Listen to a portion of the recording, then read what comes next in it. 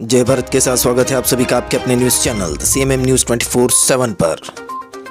तो breaking news और latest update में जानेंगे देश और दुनिया की कुछ महत्वपूर्ण चुनिंदा खबरें। तो बड़ी खबरों में खबर निकल कर आ रही है कि पार्श्व गायक लता मंगेशकर को कोरोना हो गया है। कोरोना संक्रमित पाई गई है लता मंगेशकर 92 साल की उम्र में। उसके साथ खबर आ रही है पूरे देश में कोरोना की चपेट में आ चुका है देश, लेकिन फिर भी कल राहत मामले काफ़ी हुए कम। और साथ ही साथ खबर आ रही है कोरोना की चपेट में आए केंद्रीय मंत्री नितिन गडकरी। क्या कुछ है खबर में जानेंगे। इसके साथ सारे भारत से खबर आ रही है कड़ाके की ठंड की।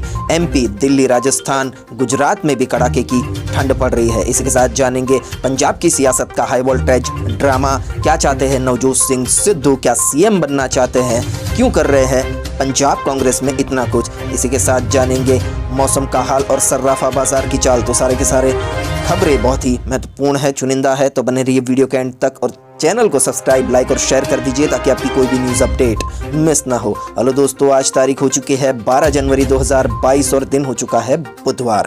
तो आज है दोस्तों स्वामी विवेकानंद की जयंती। स्वामी विवेकानंद युवाओं के प्रेरक रहे हैं और आज युवा दिवस भी है। इस दिवस को स्वामी विवेकानंद जयंती और युवा दिन के तौर पे भी मनाया जाता है। तो CMM न्यूज़ की तरफ से आप सभी को राष्ट्रीय युवा दिवस और स्वामी विवेकानंद जयंती की ढेरों शुभकामनाएं। बढ़ते खबरों के सिलसिले की ओर तो पहली बड़ी खबर निकल कर आ रही है केंद्रीय मंत्री नितिन गडकरी हुए कोरोना पॉजिटिव, खुद को किया आइसोलेट। जहां दोस्तों केंद्रीय मंत्री नितिन गडकरी को कोरोना हुआ है।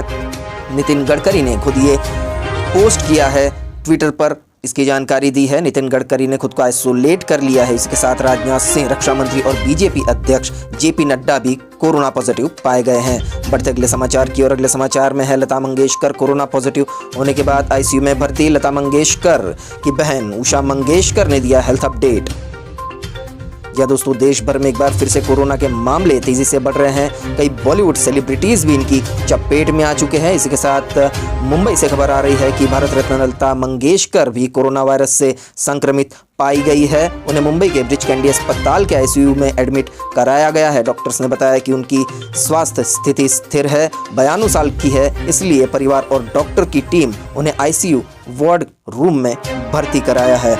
बढ़ते अगली खबर की ओर। अगली खबर में जानेंगे देश में लगेगा तीसरा लॉकडाउन, क्या होगा इसका फॉर्मूला, जाने एक्सपर्ट्स की राय। जी हाँ दोस्तों, देश में कोरोना के चलते तीसरा लॉकडाउन लग सकता है। तो केंद्र सरकार के पहले फॉर्मूले को देखा जाए तो लॉकडाउन की कितनी संभावना है, संक्रमण की रफ्तार को देखा जाए तो कोरोना के मामलों में ऐसी तेजी पहले कभी देखी नहीं गई। इसलिए अगर पहले लॉकडाउन के फॉर्मूले से चले तो केंद्र सरकार को अब तक लॉकडाउन लगा देना चाहिए था। इससे संक्रमण की गति को नियंत्रित किया जा सकता है। तीसरी लहर के दौरान 6 जनवरी तक केस डबल होने की रफ्तार 454 प्रतिदिन हो गई थी। जहां दोस्तों 454 प्रतिदिन पर संक्रमण चला गया था और इस दौरान रोज आने वाले कोरोना संक्रमण के मामलों में 18 गुना ज्यादा वृद्धि हुई थी। लेकिन हालात अभी भी काबू में है। सरकार को इस बात से राहत है कि अस्पतालों में मरीजों की आमद कम है। बढ़ते अगली खबर की ओर।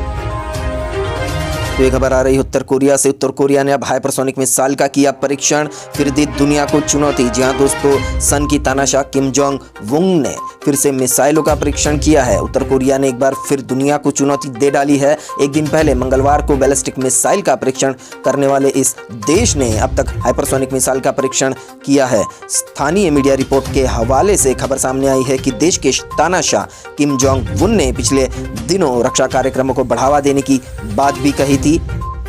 बढ़ते अगली खबर की और अगली खबर में जानेंगे कहानी में आया ट्विस्ट। स्वामी प्रसाद मौर्य के समाजवादी पार्टी में शामिल होने पर बेटी संघमित्रा ने दिया रिएक्शन। संघमित्रा मौर्य ने दावा किया है कि उनके पिता अभी किसी पार्टी में शामिल नहीं हुए हैं। तो ये खबर उत्तर प्रदेश की सियासत से आ रही है। उत्तर प्रदेश के सियासी गलियारों में काफ़ी घमासान मचा हुआ है।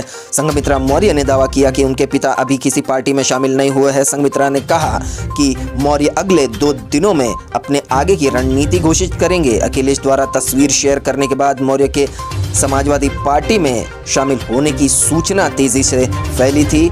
मौर्य की बेटी संघमित्रा मौर्य ने दावा किया है कि मेरे पिता 2 दिन बाद अपनी रणनीति तय करेंगे। बढ़ते अगली खबर की और अगली खबर में जानेंगे मुंबई में लगातार चौथे दिन कोरोना केस कम, आज 11,647 नए मामले। मुंबई में लगातार चौथे दिन कोरोना के दैनिक मामलों में गिरावट आई है। पिछले दिन मंगलवार की रिपोर्ट को देखें तो संक्रमण के 11,647 नए मामले सामने आए थे, जो कि एक दिन पहले सामने आए मामलों से 2001 कम थे। इसलिए बीएमसी यानी बॉम्बे म्युनिसिपल कॉरपोरेशन ने कहा कि पिछले दिन में महामारी से 2 मरीजों की मौत हो गई थी। राष्ट्रीय राजधानी दिल्ली के बाद महाराष्ट्र की राजधानी में संक्रमण काफ़ी ज़्यादा है। लगातार चौथे दिन संक्रमण का दैनिक मामला थोड़ा सा कम हुआ है। बढ़ते अगली खबर की और अगली खबर में जानेंगे, पंजाब की जनता चुनेगी मुख्यमंत्री, कांग्रेस आला कमान नहीं, नवजोत सिंह सिद्धू ने दिया बयान। जी हाँ दोस्तों, पंजाब की राजनीति में भी हाई वोल्टेज ड्रामा चल रहा है। अपनी ही पार्टी में कहले करते नजर आते हैं नवजोत सिंह सिद्धू। काफ़ी मुद्दों पर विवादित बयान भी दिया है उन्होंने। देखते हैं अब इनकी आगे की रणनीति क्या है, क्या किया है नवजोत सिंह सिद्धू ने पंजाब अंदर। तो पंजाब में कांग्रेस के मुख्यमंत्री पद के चेहरे पर सिद्धू का तल्ख जवाब आया है। पंजाब के लोग ही विधायक चुनेंगे और राज्य की जनता ही सीएम बनेगी, नवजोत सिंह सिद्धू ने कहा। कांग्रेस की पंजाब प्रदेश इकाई के प्रमुख नवजोत सिंह सिद्धू ने मंगलवार को कहा कि जनता विधायकों को चुनती है और राज्य में वही अपना मुख्यमंत्री भी चुनेगी, कांग्रेस आलाकमान नहीं। सिद्धू का यह तल्ख जवाब पत्रकारों को इस सवाल पर आया है कि 14 फरवरी को होने वाले मतदान के बाद पंजाब में पार्टी का मुख्यमंत्री पद का चेहरा कौन होगा। आपको क्या लगता है दोस्तों? इस न्यूज़ को जानने के बाद नीचे कमेंट करें और बताएं, क्या नवजोत सिंह सिद्धू पंजाब के सीएम बनना चाहते हैं? क्या इसीलिए वो कांग्रेस में इतना ड्रामा कर रहे हैं? बढ़ते अगली खबर की और अगली खबर में जानेंगे, यूपी में अखिलेश के साथ मिलकर योगी को टक्कर देंगे एनसीपी सुप्रीमो शरद पवार, दिया बड़ा बयान। शरद पवार ने कहा कि जिन 5 राज्यों में चुनाव हो रहे हैं उनमें से 3 राज्यों में एनसीपी ताल ठोकेगी। पवार ने कहा कि उत्तर प्रदेश में एनसीपी समाजवादी पार्टी के साथ गठबंधन कर चुनावी मैदान में उतरेगी। एनसीपी सुप्रीमो ने कहा कि यूपी में मतदान होने तक हर दिन कुछ नए चेहरे पलायन करेंगे। जी हाँ दोस्तों, तो अब शरद पवार उत्तर प्रदेश में अपना एनसीपी का सिक्का मजबूत करेंगे। अखिलेश यादव के साथ मिलकर सीएम योगी आदित्यनाथ को विधानसभा में टक्कर देंगे। बढ़ते अगली खबर की और अगली खबर में जानेंगे, योगी सरकार में आयुष मंत्री धर्म सिंह सैनी ने कहा, मैं बीजेपी छोड़कर नहीं जा रहा। जी हाँ दोस्तों, यूपी के सियासी गलियारों में बीजेपी में अभी काफ़ी घमासान मचा हुआ है। पार्टी छोड़ने की नेताओं की बात सामने आई है। धर्म सिंह सैनी ने मंगलवार को एक वीडियो बयान जारी करके कहा था कि वह भारतीय जनता पार्टी नहीं छोड़ रहे हैं। मौर्य के इस्तीफे के बाद अन्य विधायकों को भी पार्टी छोड़ने की अटकलें सामने आ रही थी, जिसमें सैनी का नाम भी था। सैनी ने कहा कि मैं मौर्य उनके बड़े भाई है, लेकिन उनके बीजेपी छोड़कर सपा में शामिल होने की सूचना उन्हें नहीं है। बढ़ते अगली खबर की और अगली खबर में जानेंगे, दिल्ली में कोरोना मामलों में डराने वाला उछाल, 24 घंटे के भीतर 21,259 नए केस।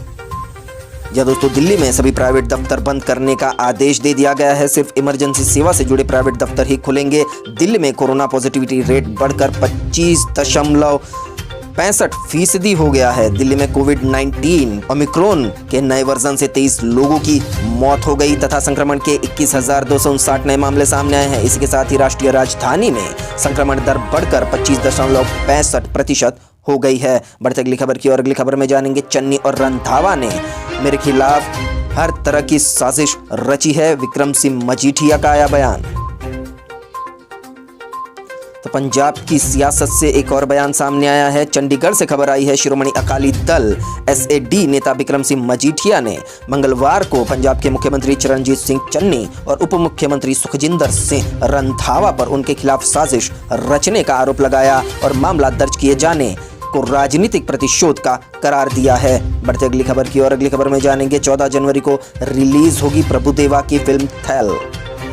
एंटरटेनमेंट जगत से ये खबर है। चेन्नई से खबर आ रही है, निर्देशक हरिकुमार की थैल पोंगल उत्सव पर 14 जनवरी को रिलीज होगी। फिल्म के अभिनेता प्रभुदेवा और संयुक्ता हेगड़े मुख्य भूमिका में है। 115 मिनट के रन टाइम वाली इस फिल्म को सेंसर बोर्ड ने यूएस सर्टिफिकेट के साथ मंजूरी दे दी है। इस खबर में जानेंगे, आईटीआई भरने की आखिरी तारीख 15 मार्च तक बढ़ी, लेकिन आम करदाताओं को राहत नहीं। तो यह छूट व्यक्तिगत या आम करदाताओं के लिए नहीं है, यह छूट उनके लिए है जिन्हें टैक्स ऑडिट रिपोर्ट दाखिल करनी है। आयकर पोर्टल में पेश आ रही दिक्कतों को देखते हुए तारीखों को आगे बढ़ा है। दरअसल आयकर विभाग ने आम करदाताओं को बड़ी राहत देते हुए टैक्स रिटर्न दाखिल करने की तारीख बढ़ा दी है, लेकिन अब करदाता 15 मार्च 2022 तक अपना रिटर्न फाइल कर सकते हैं। इस प्रकार जो लोग 31 दिसंबर 2021 तक इनकम टैक्स नहीं भर पाए उनको एक और मौका दिया गया है। हालांकि यह छूट व्यक्तिगत या आम करदाताओं के लिए नहीं है, बल्कि उनके लिए है जिन्हें अपनी टैक्स ऑडिट रिपोर्ट दाखिल करनी जरूरी होती है। बढ़ते अगली खबर की ओर। अगली खबर में जानेंगे बुलेट की सवारी महंगी हुई, रॉयल एनफील्ड ने लोकप्रिय मॉडल के बढ़ाए दाम। जी हां दोस्तों, भारत की प्रसिद्ध बाइक रॉयल एनफील्ड, जिसे बुलेट भी हम कहते हैं, उनके प्राइस बढ़ चुके हैं। 4000 रुपए से अधिक की बढ़ोतरी हिमालयन रेंज के कुछ मॉडलों के लिए है। 2872 से लेकर 3332 रुपए तक की बढ़ोतरी की क्लासिक में है और 2511 रुपए की वृद्धि की गई है मेट्योर में। तो मेट्योर 350 क्लासिक के कई मॉडल और हिमालयन की रेंज अब महंगी हो चुकी है। बढ़ते अगली खबर की ओर। अगली खबर में जानेंगे यूपी में फिर कहर बनती जा रही है महामारी। 24 घंटे में 11,000 से ज्यादा नए कोरोना के केसेस। जहां दोस्तों कोरोना के आंकड़े अभी तक छुपाए जा रहे थे, क्योंकि यूपी की सियासत में काफी घमासान मचा हुआ है। अब यूपी से भी आंकड़े आने लगे हैं। यूपी में 24 घंटे में 11,000 से ज्यादा नए कोरोना के केसेस आ चुके हैं। उत्तर प्रदेश में पिछले 24 घंटों के दौरान कोविड-19 से 5 लोगों की मौत भी हुई है। स्वास्थ्य विभाग द्वारा मंगलवार को जारी आंकड़ों के अनुसार पिछले 24 घंटे में राज्य के आजमगढ़, गोंडा, मेरठ, मुरादाबाद और कानपुर नगर में कोविड-19 से एक व्यक्ति की मौत हो गई है। इसके साथ ही राज्य में महामारी से मरने वालों की संख्या बढ़कर 22,993 हो गई है और इस दौरान प्रदेश में 11,000 से ज्यादा एक्टिव केसेस हैं। बढ़ते अगली खबर की ओर। अगली खबर में है गुपचुप ढंग से पंजाब के सीएम चरणजीत सिंह चन्नी पहुंचे हरिद्वार, हर की पौड़ी में किया अस्थि विसर्जन। जहां दोस्तों चरणजीत सिंह चन्नी हरिद्वार जाकर आए हैं, लेकिन इसकी भनक किसी को भी नहीं लगी है। दरअसल खबर में क्या है देखेंगे। बिना किसी की जानकारी और प्रोटोकॉल के हरिद्वार पहुंचे थे सीएम चन्नी। पुलिस को भी उनके आने की जानकारी गाड़ियों काफिला हर पौड़ी तक पहुंचने पर ही मिली थी। दरअसल पंजाब में चल रहे हाई वोल्टेज ड्रामे के बीच पंजाब के मुख्यमंत्री चरणजीत सिंह चन्नी सोमवार को बिना किसी की जानकारी और प्रोटोकॉल के बगैर हरिद्वार पहुंचे थे। पुलिस के अनुसार पंजाब के मुख्यमंत्री चरणजीत सिंह चन्नी हर पौड़ी पर आने के बाद अपने किसी रिश्तेदार के अस्थि विसर्जन करने वहां गए थे। पुलिस को भी उनके आने की जानकारी गाड़ियों का काफिला हर पौड़ी पर पहुंचने पर ही पता चला था। बढ़ते अगली खबर की ओर। अगली खबर में है अखिलेश यादव से मुलाकात के बाद कैबिनेट मंत्री स्वामी प्रसाद मौर्य का योगी आदित्यनाथ सरकार से हुआ है इस्तीफा। जहां दोस्तों यूपी के सियासत के गलियारों से काफी सनसनीखेज खबर है ये कि प्रदेश में विधानसभा चुनाव की तारीखें घोषित होने के बाद से ही बेचैन स्वामी प्रसाद मौर्य ने मंगलवार को प्रदेश की योगी आदित्यनाथ सरकार से इस्तीफा दे दिया है। स्वामी प्रसाद मौर्य ने राज्यपाल को अपना इस्तीफा प्रेषित कर दिया है। अगली खबर में जानेंगे कोरोना के मद्देनजर दिल्ली में प्राइवेट दफ्तर बंद, लगाए गए कई पाबंदियां। जी हां दोस्तों, रेड अलर्ट की स्थिति में दिल्ली में लागू होंगे ये प्रतिबंध। निर्माण कार्य के लिए वहीं पर अनुमति होगी जहां पर ठहरने का इंतजाम होगा। इंडस्ट्री, प्रोडक्शन और मैन्युफैक्चरिंग यूनिट बंद हो जाएगी। आवश्यक सामान से जुड़ी दुकानें खुली रहेगी। स्टैंड अलोन दुकानें सुबह 10 से शाम 6 बजे तक खुल सकेंगी। मॉल्स बंद रहेंगे। वीकली मार्केट बंद हो जाएंगे। मेट्रो बंद हो जाएगी। बसों में केवल जरूरी सेवाओं के लोगों को ही अनुमति होगी। तो ये सारे के सारे प्रतिबंध दिल्ली में लग चुके हैं। बढ़ते अगली खबर की ओर। अगली खबर में जानेंगे बसपा प्रमुख मायावती और सतीश चंद्र मिश्रा नहीं लड़ेंगे विधानसभा चुनाव, सरकार बनाने का है भरोसा। उत्तर प्रदेश में 18वीं विधानसभा के गठन की तारीख घोषित होने के बाद सभी राजनीतिक दल सक्रिय हो गए हैं। सीएम योगी आदित्यनाथ द्वारा अपनी पार्टी के लोगों को संभालने की कवायद शुरू हो गई है। तो वहीं बसपा ने भी अपना राजनीतिक ऐलान किया है। बसपा ने भी अपने पत्ते खोले हैं। बहुजन समाज पार्टी के राष्ट्रीय महासचिव सतीश चंद्र मिश्रा ने पार्टी के प्रचार अभियान के दौरान अपने दल की योजना को मीडिया से साझा किया। सतीश चंद्र मिश्रा ने कहा कि उत्तर प्रदेश के पूर्व मुख्यमंत्री और बसपा की राष्ट्रीय अध्यक्ष मायावती उत्तर प्रदेश विधानसभा का चुनाव नहीं लड़ेंगी। उन्होंने कहा है कि इतना ही नहीं, मैं विधानसभा के चुनावी मैदान में नहीं उतरूंगा। उन्होंने कहा है कि प्रदेश में बहुजन समाज पार्टी के प्रत्याशी 403 सीटों पर चुनाव लड़ेंगे। बढ़ते अगली खबर की ओर। अगली खबर में है स्वामी विवेकानंद के जन्मदिन राष्ट्रीय युवा दिवस पर 25वें राष्ट्रीय युवा महोत्सव का पीएम नरेंद्र मोदी करेंगे उद्घाटन।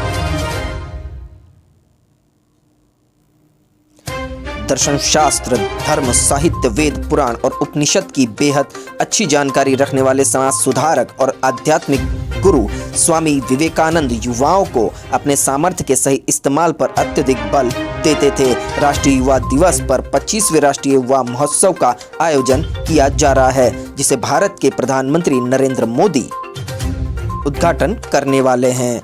बढ़ते अगली खबर की ओर। तो अगली खबर में जानेंगे, सुप्रीम कोर्ट में पीएम की सुरक्षा चूक मामले की जांच करने वाली कमेटी पर फैसला आज।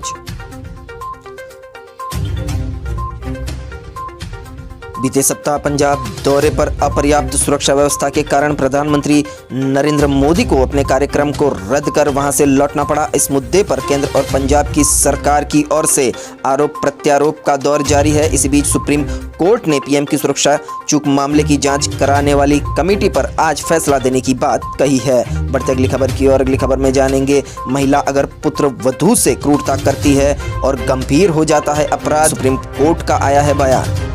जी हाँ दोस्तों, सुप्रीम कोर्ट ने मंगलवार को दहेज को लेकर प्रताड़ित की गई युवती के आत्महत्या मामले की सुनवाई को लेकर कोर्ट ने इस मामले में एक सास को दोषी ठहराते हुए कहा कि एक महिला के खिलाफ अपराध उस वक्त और संगीन हो जाता है जब एक महिला अपनी पुत्रवधू के साथ क्रूरता करती है। Justice M.R. शाह और जस्टिस B.V. नागरत्ना की पीठ ने कहा कि अगर महिला दूसरी महिला की रक्षा नहीं करती तो दूसरी महिला जो एक पुत्रवधू है वह अधिक असुरक्षित हो जाएगी।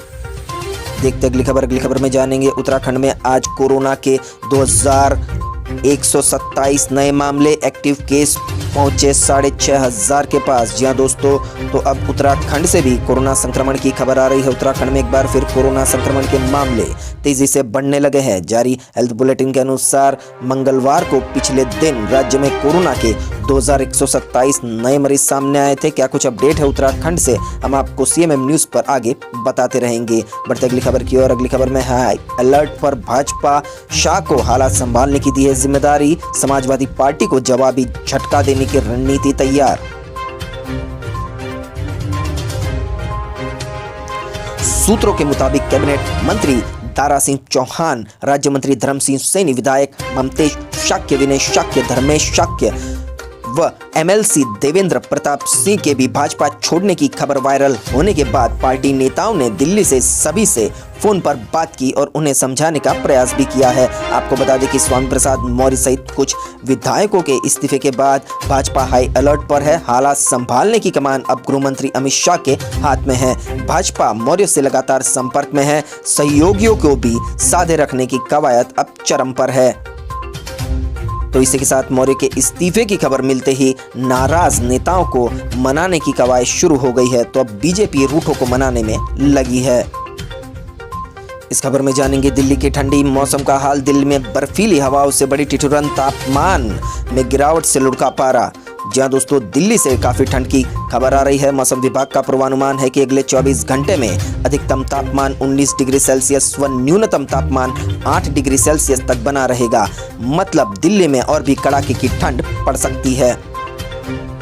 बढ़ते अगली खबर की ओर। अगली खबर आई है गुजरात से। गुजरात में कोरोना के एक्टिव केस 7000 के पार, सरकार ने जारी की नई गाइडलाइंस। जी हां दोस्तों, गुजरात में नई गाइडलाइंस जारी की गई है। दरअसल कोविड-19 के बढ़ते मामलों को देखते हुए और ओमिक्रॉन के संक्रमण के वजह से मंगलवार को राज्य में नए प्रतिबंध लगाए गए हैं। इसके मुताबिक जिसमें अब शादी समारोहों समेत सामाजिक, धार्मिक या राजनीतिक कार्यक्रमों में अधिकतम 150 लोगों के ही शामिल होने की परमिशन होगी। हालांकि इससे पहले सरकार ने सार्वजनिक समारोहों को अधिकतम 400 व्यक्तियों तक सीमित कर दिया था, जिससे नए दिशा निर्देशों के अनुसार 150 लोगों तक लाया गया है। वहीं इस तरह के आयोजनों में भाग लेने पर सीमा तय करने का फैसला CM भूपेंद्र पटेल ने गांधीनगर में कोर कमेटी की बैठक के दौरान कोरोना संक्रमण के अभी के हालातों की स्थिति की समीक्षा के बाद लिया है। आपको बता दें कि दरअसल गुजरात सरकार ने कोर कमेटी की मीटिंग के बाद प्रदेश में राजनीतिक, सामाजिक, सांस्कृतिक, शैक्षणिक और धार्मिक कार्यक्रमों और सार्वजनिक समारोह सभाओं को लेकर नए दिशा निर्देश जारी कर दिए हैं। इसके साथ ही प्रदेश में कोई भी कार्यक्रम खुले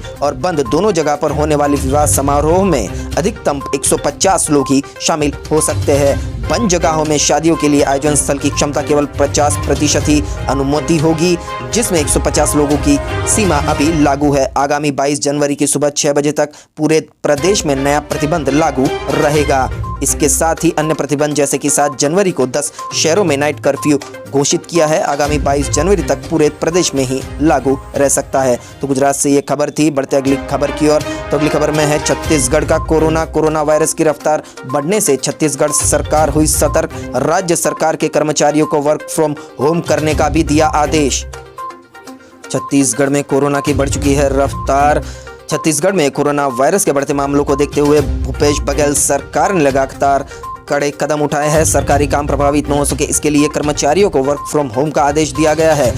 मीडिया रिपोर्ट्स के मुताबिक मंगलवार को सामान्य प्रशासन विभाग ने मंत्रालय और सभी विभागाध्यक्षों के कार्य संचालन को लेकर आदेश जारी किया है। बढ़ते अगली खबर की ओर। अगली खबर में है एमपी में लाइव कोरोना। प्रदेश में 12 की मौत। सागर में 22 साल के लड़के ने तोड़ा दम। इंदौर में 1169, भोपाल में 572 कोरोना के केस। यहाँ दोस्तों एमपी में भी कोरोना का संक्रमण अभी बढ़ चुका है। मध्य प्रदेश में तीसरी लहर अब तक 12 की जान ले चुकी है। लगातार दूसरे दिन सागर में एक युवक की मौत हुई है। तो तीसरी लहर में ये पहली बार है जब दूसरी बार 22 साल के युवा की जान गई है। 24 घंटे में सबसे ज्यादा केस इंदौर में सामने आए हैं। बढ़ते अगली खबर की ओर। अगली खबर में जानेंगे एमपी में बारिश का मौसम। मध्य प्रदेश में ओलों की फसल। ऐसे बरसे बारिश की बर्फबारी सा नजारा दिखा। जी हाँ दोस्तों, ओले गिरे हैं मध्य प्रदेश में जिससे ठंड बढ़ चुकी है। मध्य प्रदेश में ठंड के बीच बारिश और आसमान से गिरे ओलों ने कश्मीर में कुल्लू जैसी तस्वीर पेश की है। बीते 4 दिन से प्रदेश के अधिकतर हिस्सों में बारिश के साथ ओले गिरे हैं जिससे आपको ऐसा लग सकता है कि कुल्लू मनाली जैसा वातावरण हो गया। लेकिन मंगलवार शाम सिवनी के 150 से ज़्यादा गाँवों में जमकर ओले बरसे थे। हालात ये हो गए थे कि खेतों और सड़कों पर ओलों की सफ़ेद चादर सी बन गई थी। बढ़ते अगली खबर की और। अगली खबर में जानेंगे हरियाणा, पंजाब, चंडीगढ़ में शीतलहर। 12-13 जनवरी तक घनी धुंध। 15-16 जनवरी को उत्तर पश्चिमी हवाएं। पंजाब, हरियाणा और केंद्र शासित प्रदेश चंडीगढ़ में आने वाले 5 दिनों तक शीतलहर चलने की संभावना है जिससे ठिठुरन बढ़ेगी। मंगलवार को हरियाणा, पंजाब और चंडीगढ़ में घनी धुंध छाई रही। पहाड़ों पर बर्फबारी और मैदानों में बारिश के बाद पूरे उत्तर भारत में घने कोहरे की चादर भी जम गई है। बढ़ते अगली खबर की और। अगली खबर में जानेंगे छत्तीसगढ़ के स्वास्थ्य मंत्री को हुआ ओमिक्रॉन। 4 नए केसेस भी मिले। जी हाँ दोस्तों, छत्तीसगढ़ के स्वास्थ्य मंत्री भी अब कोरोना पॉजिटिव हो गए हैं। मंत्री टीएस सिंहदेव भी उसमें से एक है। सिंहदेव 2 जनवरी को कोरोना पॉजिटिव पाए गए थे। 4 में से 2 यूनाइटेड अरब अमीरात से लौटे थे, लेकिन स्वास्थ्य मंत्री और एक अन्य को यह बीमारी लग गई थी। बढ़ते अगली खबर की और। अगली खबर में जानेंगे पंजाब दौरे पर आज अरविंद केजरीवाल। पहले मोहाली जाएंगे। दिल्ली के मुख्यमंत्री सीएम चेहरे की घोषणा संभव। सांसद भगवत मान दौड़ में सबसे आगे। कोरोना से ठीक होने के बाद आम आदमी पार्टी के संयोजक दिल्ली के सीएम अरविंद केजरीवाल 2 दिन के पंजाब दौरे पर जा रहे हैं। वह बुधवार को मोहाली पहुंचेंगे जहां उनकी आप के कार्यकर्ताओं से मुलाकात होगी। इसके बाद वह मीडिया से भी बातचीत करेंगे। इस दौरान अरविंद केजरीवाल पंजाब में पार्टी के सीएम चेहरे की घोषणा कर सकते हैं। इस दौड़ में सबसे आगे धुरी से सांसद भगवत मान है जो धुरी से विधानसभा चुनाव भी लड़ सकते हैं। देखते अगले समाचार। अगले समाचार में है सोनू सूद की बहन पर कांग्रेस में बवाल। मोगा से मिल रहा मालविका सूद को टिकट। मौजूदा एमएलए हरजोत कमल नाराज। मनाने में जुटे सीएम चन्नी। तो बॉलीवुड स्टार सोनू सूद की बहन मालविका सूद को कांग्रेस में शामिल करने के बाद पंजाब कांग्रेस में बवाल शुरू हो गया है। कांग्रेस मोगा से मालविका को टिकट देने वाली है। इसके चलते मोगा से मौजूदा कांग्रेस एमएलए हरजोत कमल ने बगावत कर दी है। उन्होंने स्पष्ट कर दिया है कि वह हाल में मोगा विधानसभा सीट से ही चुनाव लड़ेंगे। तो इस खबर में जानेंगे हिमाचल में बर्फबारी से ठप है 2 नेशनल हाईवे समेत 134 सड़कें। बिजली के 800 ट्रांसफार्मर भी बंद। जहां दोस्तों -15 डिग्री सेल्सियस तापमान हो चुका है। बर्फ काफ़ी घिर चुकी है। बर्फ की मोटी चादर बिछ चुकी है। शीतलहर भी जारी है। हिमाचल के कुल्लू और लाहौल स्पीति में भारी बर्फबारी के बाद प्रभावित जनजीवन को पटरी पर लाने की कवायद प्रशासन ने शुरू कर दी है। बर्फ जमने से 134 सड़कें बंद है तो बिजली भी ठप है। मौसम साफ होते ही घाटी में बंद पड़ी बिजली सप्लाई और यातायात व्यवस्था को बहाल करने का काम भी शुरू हो गया है। आपको बता दें कि पूरे देश में अभी इस वक्त शीतलहर का माहौल है। इस साल काफ़ी ठंड पड़ रही है। तो अब जानेंगे सर्राफा बाजार में क्या है सोने चांदी का भाव। तो भारतीय बाजार में सोने के भाव में गिरावट दर्ज की गई है। आपको बता दें कि 1 ग्राम सोने का भाव 4,724 रुपए पर चल रहा है और 8 ग्राम 22 कैरेट सोने का भाव 37,792 रुपए पर टिका हुआ है। 22 कैरेट वाले 10 ग्राम सोने के भाव की बात करें तो 47,240 रुपए पर चल रहा है। यह एक दिन पहले भाव 47,310 पर टिका हुआ था।